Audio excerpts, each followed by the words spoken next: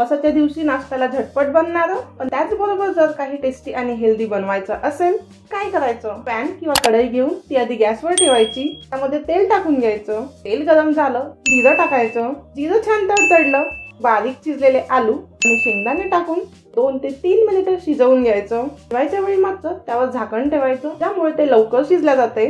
आलू आणि शेंगदाणे शिजले की त्यामध्ये लाल तिखट आणि मीठ टाकून घेऊ।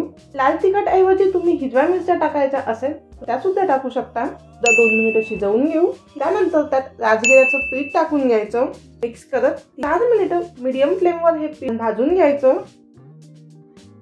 पीठ भाजून झाल्यावर त्याला मग अशी स्मेल यायला सुरुवात झाली, त्यामध्ये गरम पाणी ऍड करायचं। 1 वाटी पिठासाठी 1.25 वाटी पाणी इथे लागलेलं आहे, यामध्ये व्यवस्थित धुवून घ्यायचं। मिक्स करून झालं त्यात थोडे आमचूर पावडर आणि अगदी थोडी चवीनुसार साखर टाकून मिक्स करून घेऊ।